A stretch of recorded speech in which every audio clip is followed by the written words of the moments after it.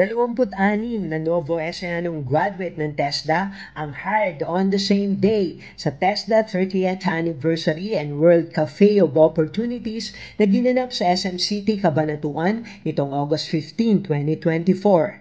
Isa rito si Mary Rose Taay ng Barangay Malinaw, Gabaldon, Nueva Ecija na kapapasalamang sa kursong Events Management NC3. Natanggap siya bilang event organizer ng New Line Events Company sa araw din yun. Siyempre po masaya kasi bukod sa makakapag-provide na performance, siyempre makakatulong na rin po ako sa family ko. Magandang balita naman ang binahagi ni TESDA Nueva Ecija Provincial Director Alvin Turalde sa lahat ng kababayang Novo Ecijano. Mayroon ng 27,000 trainee slots ang lalawigan mula sa dating 18,000. As of last year, ang napag-graduate natin ay nasa 17 or almost 18,000. Kung ganun kalaki yung mga slots na binibigay natin dito sa Nueva Ecija.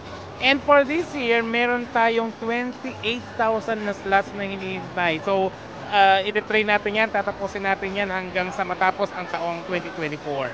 Yes, at first, nakaka-pressure. Kasi sa sobrang dami ng kailangan namin i-accomplish for this year. But at the same time, masaya kasi ibig sabihin, pinagkakatiwalaan ng ating probinsya at marami tayong matutulungan ng mga Nova Ecijanos. Sabi pa ni PD Turalde, very powerful ang national certificate natin. Tinatayang 80% ng TESDA graduates sa lalawigan ng nakaraang taon ang nakapasok ng trabaho hindi lang sa Pilipinas kundi maging abroad. Kaya naman pinuri ni TESDA Region 3 Director Baron Nacela Gran ang performance ng Nueva Ecija team.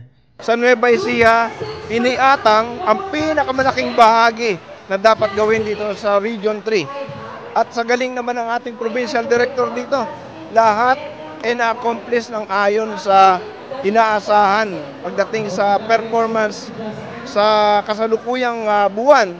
Kasi nagkaroon kami ng mid-year performance assessment, at nakita natin nalampas na sa kalahati yung narating ng provincial office ng Nueva Ecija. So congratulations sa Nueva Ecija team. 19 na kumpanya ang nakilahok sa event. Kasama ring nagbigay serbisyo ang mga ahensya ng PhilHealth, SSS, PSA, NBI, LBP, DOLE, TESO, BIR at DTI. Para sa Balitang Nueva Ecija, Delphine Agustin, Ilaw, DWNE, Teleradyo, ang inyong kakampi.